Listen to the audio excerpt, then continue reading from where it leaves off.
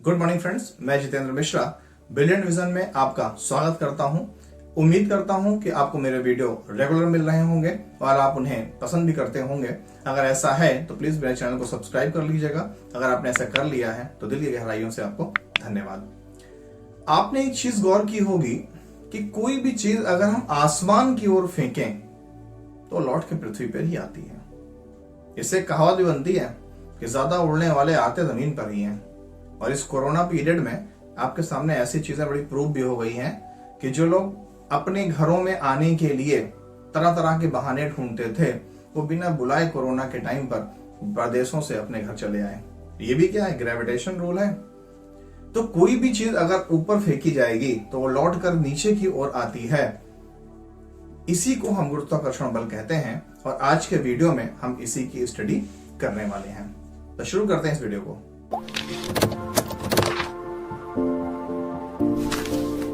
तो अगर हम ग्रेविटेशनल रूल की बात करें यानी गुरुत्वाकर्षण बल की बात करें तो सबसे पहली बात तो आप नोट कर लीजिएगा, गुरुत्वाकर्षण बल सिर्फ आकर्षण बल है, यानी ये फोर्स ऑफ अट्रैक्शन है।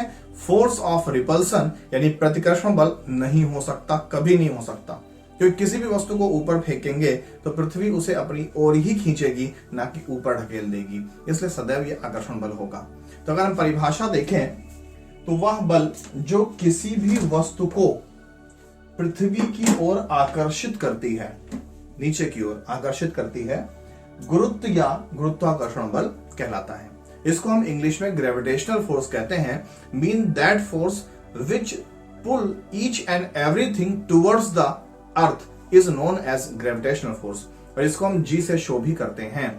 अगर इसी रूल को, इसी नियम को दूसरे रूप में समझना चाहें तो किन्हीं दो पिंडों के बीच, शब्दों पे ध्यान दीजिएगा, किन्हीं दो पिंडों के बीच उनके द्रव्यमान के कारण यानी मास के कारण लगने वाला बल आकर्षण बल गुरुत्वाकर्षण बल कहलाता है। मैंने आपको शुरुआत में बता दिया कि गुरुत्वाकर्षण बल आकर्षण बल होता है, यानी फोर्स ऑफ अट्रैक्शन है, तो गुरुत्वाकर्षण बल हमेशा आकर्षण के रूप में ही लिया जाएगा। तो ये बल कब पैदा होता है? जब दो पिंड, दो ऑब्जेक्ट्स एक दूसरे के पास में रखे हों और दोनों के पास अपना मास हो, द्रव्यमान हो। अगर द्रव्यमान है तो गुरुत्वाकर्षण बल होगा, द्रव्यमान नहीं है गुरुत्वाकर्षण बल नहीं होगा। क्यों? क्योंकि अर्थ किसी चीज को ही अपनी ओर खींचेगी और जिसका द्रव्यमान नहीं होगा वो वस्तु नहीं होगी। द्रव्यमान कम ज्यादा हो सकता है लेकिन ऐसी कोई वस्तु नहीं है जिसका द्रव्यमान ना हो। इवन इलेक्ट्रॉन जो हमें आंखों से दिखता नहीं है उसका भी द्रव्यमान होता है 9.1 × 10⁻³ किलोग्राम। तो इसलिए याद रखिएगा कि गुरुत्वाकर्षण बल सिर्फ द्रव्यमान युक्त पदार्थों पर ही लगता है और ये बल सदैव वस्तु को अपनी ओर यानी पृथ्वी की ओर खींचता है और ये एकमात्र आकर्षण बल है, प्रतिकर्षण बल कभी नहीं हो सकता। तो इसी गुरुत्वाकर्षण बल के आधार पर न्यूटन ने एक गुरुत्वाकर्षण नियम दिया था जिसको law of gravitation of Newton कहते हैं। और ये नियम बहुत पूछा जाता है और स्पेशली क्लास 12th की फिजिक्स के लेसन नंबर 1 में यह नियम जरूर पूछा जाता है। तब हम स्टडी करते हैं न्यूटन के गुरुत्वाकर्षण नियम का। अब हम डिस्कस करते हैं न्यूटन के गुरुत्वाकर्षण नियम का। न्यूटन साहब ने गुरुत्वाकर्षण पर एक रूल दिया था कि अगर कहीं भी दो पिंड यानी दो वस्तु आसपास रखी हुई हैं तो उन पर कौन सा बल लगेगा, कितना लगेगा और कैसा लगेगा। तो इस नियम को इस तरह से कहते हैं कि किन्हीं दो पिंडों के बीच, शब्दों को समझ के चलिएगा क्योंकि ये अपने आप में इंपॉर्टेंट रूल है और क्लास 12th वालों के लिए तो मोस्ट इंपॉर्टेंट है। किन्हीं दो पिंडों के बीच, पिंड का मतलब ऑब्जेक्ट यानी कोई भी वस्तु होती है, उनके द्रव्यमान के कारण, शब्दों पे ध्यान दीजिएगा, मैंने पीछे भी समझाया था गुरुत्वाकर्षण बल द्रव्यमान से पैदा होता है। अगर चीज किसी भी वस्तु के पास द्रव्यमान यानी मास यानी भार है तो गुरुत्वाकर्षण बल लगेगा, भार नहीं है तो नहीं लगेगा। तो द्रव्यमान के कारण लगने वाला आकर्षण बल यानी अपनी ओर खींचने वाला बल उन पिंडों के द्रव्यमानों के गुणनफल के अनुक्रमानुपाती। इसका मतलब यह हुआ कि मान लो कि जो दो पिंड हैं, एक का द्रव्यमान m1 है, दूसरे का द्रव्यमान m2 है, तो जो उन पर बल लगेगा F वो m1 × m2 यानी दोनों द्रव्यमानों के, ये बीच में क्या लगा हुआ है? गुणा के निशान है। तो दोनों द्रव्यमानों के गुणनफल के, ये निशान क्या है? अनुक्रमानुपाती, इंग्लिश में डायरेक्टली प्रोपोर्शनल। इस निशान को हिंदी में बोलते हैं अनुक्रमानुपाती और इंग्लिश में डायरेक्टली प्रोपोर्शनल। तो जो बल है ये दोनों पिंडों के द्रव्यमान के गुणनफल के अनुक्रमानुपाती है। लिखा हुआ भी है कि उन पिंडों के द्रव्यमानों के गुणनफल के अनुक्रमानुपाती तथा उनके बीच की दूरी के वर्ग के व्युत्क्रमानुपाती होती है। तो दूरी को हम r से दिखाते हैं, तो उनके बीच की दूरी के वर्ग के व्युत्क्रमानुपाती, तो व्युत्क्रमानुपाती को हमेशा 1/, में दिखाते हैं। इंग्लिश में बोलते हैं इनवर्सली प्रोपोर्शनल, यानी F अनुक्रमानुपाती है 1/r², यानी इन दोनों पिंडों के बीच की जो दूरी है उस दूरी के स्क्वायर माने वर्ग के व्युत्क्रमानुपाती, यानी उल्टा है। क्लियर? अगर इन दोनों रूल्स को हम जोड़ें तो इन दोनों रूल को जोड़ने पर बनता है F proportional to m1 m2 upon r²। ये बटे में r² है ना, तो यहां बटे में आ गया। जब भी कभी अनुक्रमानुपाती का निशान हटाया जाता है तो वहां पर कोई ना कोई नियतांक यानी कांस्टेंट आ जाता है। तो अगर यहां से हम इस अनुक्रमानुपाती का निशान हटा दें तो यहां पर बन जाएगा F equal to capital G m1 m2 upon r²। ये है न्यूटन का मेन गुरुत्वाकर्षण नियम, जहां पर कैपिटल G गुरुत्वाकर्षण नियतांक है यानी ग्रेविटेशनल कांस्टेंट है और इसकी वैल्यू फिक्स होती है, जो अभी हम आपको आगे बताते हैं। तो याद रखिएगा कि ये जो न्यूटन का गुरुत्वाकर्षण नियम है ये कणों की प्रकृति यानी कि जो वस्तु आपने ली है वो सॉलिड है कि लिक्विड है कि गैस है इस पर निर्भर नहीं करती। साथ ही वो वस्तु किस माध्यम में रखी है, ठोस में रखी है कि द्रव में रखी है, गैस में रखी है, इस पर भी निर्भर नहीं करती। याद रखिएगा कि न्यूटन का गुरुत्वाकर्षण नियम कणों की प्रकृति और उनमें रखे हुए माध्यम पर निर्भर नहीं करती है, और ये इसका मेन सूत्र है F equal to capital G m1 m2 upon r²। देखेंगे समझ में आएगा। आगे हम स्टडी करते हैं कि कैपिटल G की वैल्यू कितनी होती है। तो गुरुत्वाकर्षण नियतांक कैपिटल G की जो वैल्यू होती है तो capital G equal to 6.67 into 10⁻⁻11 इतनी वैल्यू होती है कैपिटल G की। कभी भी आप कोई न्यूमेरिकल सॉल्व करेंगे तो कैपिटल G की ये वैल्यू आप पुट अप करेंगे। फिलहाल BTC में न्यूमेरिकल इसके नहीं है, सिर्फ डेफिनेशन है, लेकिन क्लास 12th में इसके न्यूमेरिकल आप जरूर सॉल्व करेंगे। अब हम डिस्कस करते हैं कि चाल क्या होती है। चाल जिसको हम स्पीड कहते हैं। तो कोई भी वस्तु कितने समय में कितनी दूरी तय कर रही है इसी को उसकी चाल कहते हैं, जिसको इंग्लिश में हम स्पीड कहते हैं। तो डेफिनेशन है किसी वस्तु द्वारा इकाई समय में, इकाई समय का मतलब यूनिट टाइम, चाहे 1 सेकंड चाहे 1 घंटा, जिसको भी आप लेके चलोगे लेकिन यूनिट लेना पड़ेगा। तो एक इकाई समय में तय की गई दूरी को चाल कहते हैं। जैसे हमने एक इकाई ले लिया कि 1 घंटा, कोई वस्तु ने चलना शुरू किया और हम पता करेंगे कि 1 घंटे बाद वो कहां पर है। तो जैसे मान लीजिए किसी वस्तु ने चलना शुरू किया और 1 घंटे बाद वो 90 किलोमीटर दूर है, तो उसकी जो चाल बनी वो 90 किलोमीटर प्रति घंटा बनी। ऐसी कोई वस्तु अगर 1 घंटे में 20 किलोमीटर की दूरी तय करता है तो उसकी चाल 20 किलोमीटर यानी दूरी और प्रति घंटा यानी समय बनी। तो इसका जो सूत्र होता है चाल बराबर दूरी बटे समय। तो मात्रक क्या बनेगा? दूरी का मात्रक होता है मीटर और समय का होता है सेकंड, तो मीटर प्रति सेकंड हो गया इसका मात्रक। अब अगर हम चाल के प्रकार की बात करें तो चाल भी 2 तरह की होती है। एक होती है औसत चाल जिसको हम बोलते हैं एवरेज स्पीड, और दूसरी होती है आपेक्षिक चाल जिसको हम बोलते हैं रिलेटिव स्पीड। लेकिन इन दोनों चालों की चर्चा करने से पहले एक बहुत छोटा सा आंकिक प्रश्न हम सॉल्व करके देखते हैं कि किसी भी वस्तु की चाल निकालते कैसे हैं। तो एक प्रश्न है कि एक आदमी 600 मीटर की दूरी 2 मिनट 30 सेकंड में तय करता है, तो उस इंसान की किलोमीटर प्रति घंटा में चाल बताइए। तो सबसे पहले तो हम समझते हैं कि अगर हमें किलोमीटर प्रति घंटा को मीटर प्रति सेकंड में बदलना होता है तो हम 5/18 से गुणा कर देते हैं, और अगर हमें मीटर प्रति सेकंड को किलोमीटर प्रति घंटा में बदलना होता है तो हम 18/5 से गुणा करते हैं। अब हम इस सवाल को सॉल्व करते हैं। किसी भी क्वेश्चन को सॉल्व करने से पहले सबसे पहले लिखा जाता है गिवन। गिवन का मतलब दिया गया है, क्वेश्चन में क्या हमें दिया गया है। तो उन्होंने कहा एक आदमी 600 मीटर की दूरी, तो हमें दी गई है यहाँ पर दूरी को हम एस से भी शो करते हैं, लेकिन हमने यहाँ पर दूरी लिख दी, तो 600 मीटर।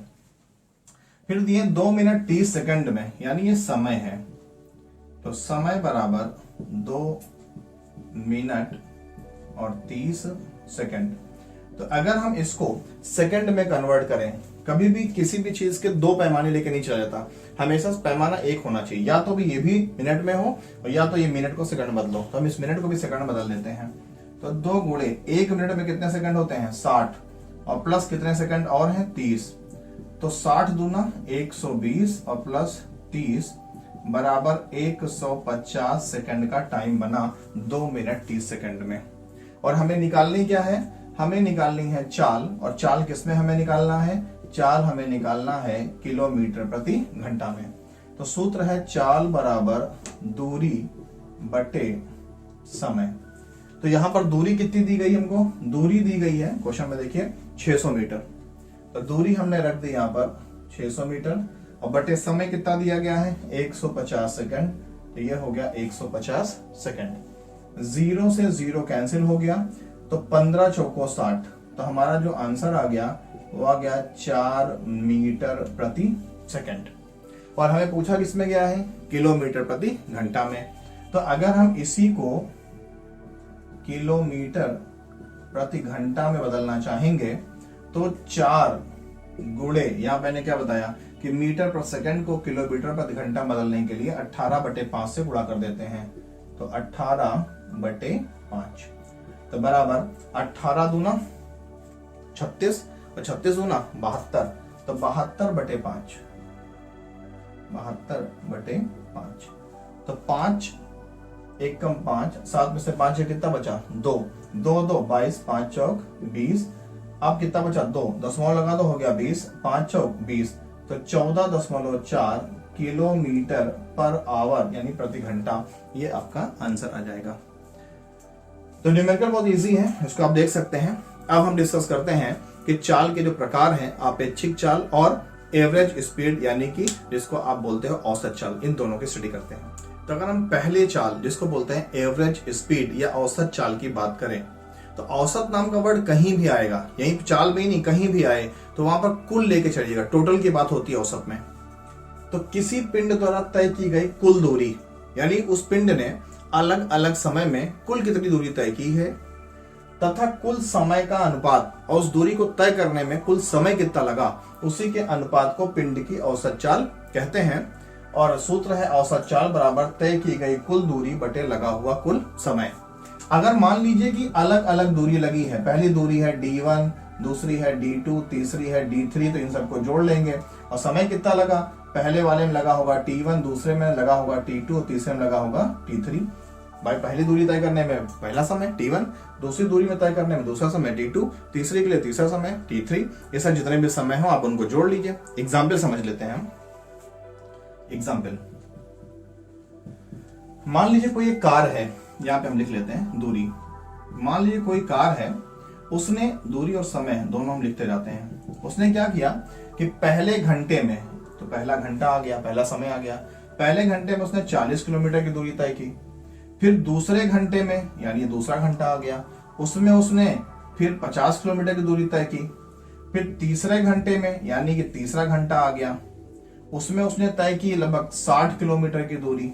तो बताओ कि उसकी एवरेज स्पीड यानी औसत चाल कितनी होगी, ये हमको निकालना है। तो बहुत सरल सी बात है कि अगर हम औसत चाल की बात करें, औसत चाल, तो बराबर सूत्र क्या है, तय की गई कुल दूरी। तो कुल दूरी कितनी है 40 + 50 + 60 बटे कुल समय कितना है 1 + 1 + 1। ध्यान दीजिए D1 + D2 + D3, D1 D2 D3, T1 + T2 + T3, T1 + T2 + T3 is equal to, तो 60 और 40 100 150 और बटे 1 + 1 + 1 कितना आ गया 3, तो 3 × 5 = 15 और 0 50 किलोमीटर प्रति घंटा की उसकी एवरेज स्पीड निकली। यानी कि उसने 3 घंटे में जो दूरी तय की है वो हर घंटे लगभग 50 किलोमीटर के आसपास रही, जबकि उसकी स्पीड कम ज्यादा हुई। शुरुआत में 40 थी, फिर 50 हुई, फिर 60 हुई, लेकिन एवरेज क्या निकला? तो एवरेज उसने 3 घंटे में 50 किलोमीटर पर घंटे के हिसाब से दूरी तय की है, तो 3 घंटे में 150 किलोमीटर वो चल पाया है। इस तरह से औसत चाल निकाला जाता है, यानी कुल दूरी बटे कुल समय। आप समझते हैं कि आपेक्षिक चाल क्या होती है, जिसको बोलते हो रिलेटिव स्पीड। रिलेटिव मीन किसी की तुलना में। अगर हम आपेक्षिक चाल की बात करें तो आपेक्षिक चाल हमेशा किसी की तुलना में निकाली जाती है। जैसे कई प्रश्न आपके सामने आते हैं कि 2 ट्रेनें एक दूसरे के विपरीत दिशा में आ रही हैं, तो एक दूसरे को पार करने में कितना समय लेंगी। 2 ट्रेनें एक दूसरे के समान दिशा में आ रही हैं, तो एक दूसरे को पार करने में कितना समय लेंगी। तो यहाँ पर 2 चीजों की तुलना हो रही है, इसलिए ये आपेक्षिक गति है। तो पहले समझते हैं इसको। जब कोई गति किसी पिंड के सापेक्ष में तुलना में होता है, तो उसकी तुलना से ज्ञात चाल को आपेक्षिक चाल कहते हैं। यानी किसी की भी चाल अगर हम किसी की तुलना में निकाल रहे हैं तो वो आपेक्षिक चाल है। और अगर यहाँ 2 कंडीशन आती हैं कि जो दोनों वस्तु हैं वो एक दूसरे की विपरीत दिशा में जा रही हैं कि समान दिशा में जा रही हैं। तो अगर दोनों वस्तुएं एक दूसरे की विपरीत दिशा में जा रही हैं, मान लो 2 ट्रेनें हैं, एक इधर आ रही है, एक इधर जा रही है, तो जो उनकी चाल होगी वो x प्लस वाई, यानी दोनों की चाल, यानी पहली प्लस दूसरे की चाल को जोड़ दिया जाएगा। और ऐसी दशा में अगर पूछा जाए कि दोनों विपरीत दिशा में आती हुई ट्रेन एक दूसरे को पार करने में कितना समय लेंगी, तो समय निकालने का सूत्र है L1 प्लस L2 बटे x प्लस वाई। याद भी रखिएगा, ट्रेनें अगर विपरीत दिशा में हैं तो दोनों की चाल जुड़ जाएगी और दोनों की लंबाई जुड़ जाएगी। L1 L2 पहली और दूसरे ट्रेन की लंबाई है, और x और y उन दोनों ट्रेनों की चाल है। लेकिन दोनों ट्रेन है कैसी? विपरीत दिशा में है। अब दूसरी कंडीशन में अगर दोनों ट्रेनें समान दिशा में गतिमान हो, यानी कि दोनों ट्रेनें एक ही दिशा में जा रही हैं, ये भी इधर आ रही है और ये भी इधर आ रही है, तो ऐसी दशा में दोनों की जो चाल होगी आपेक्षिक चाल वो माइनस में होगी, यानी x माइनस वाई। और अगर हमसे एक ही दिशा में आती हुई 2 ट्रेनों को पार करने में लगे समय की बात की जाए, तो समय बराबर होगा L1 प्लस L2 बटे x माइनस वाई। यानी दोनों की ट्रेनों की लंबाई तो जुड़ जाएगी, मगर दोनों की चाल आपस में माइनस हो जाएंगे, जहां पर L1 और L2 ट्रेन की लंबाई है। इस तरह से हम आपेक्षिक चाल को ज्ञात करते हैं, और इसके न्यूमेरिकल भी आपसे पूछे जाते हैं टेट और सुपर टेट में भी। तो उम्मीद करता हूं कि आपको ये वीडियो समझ में आया होगा। अगर ऐसा है तो प्लीज लाइक, शेयर और चैनल को सब्सक्राइब कर दीजिए, जिससे मेरे अपडेट्स आपको मिलते रहें और मैं ऐसे ही लगन के साथ आपके लिए नए नए कंटेंट्स लाता रहूं। नेक्स्ट डे हम स्टडी करेंगे बल और बल के प्रकार, जो कि आपके लेसन नंबर 5 का लास्ट पार्ट है। इसके बाद लेसन नंबर 6 और BTC फर्स्ट सेमेस्टर की साइंस फिनिश हो जाएगी। तो मिलते हैं नेक्स्ट वीडियो में। Thank you.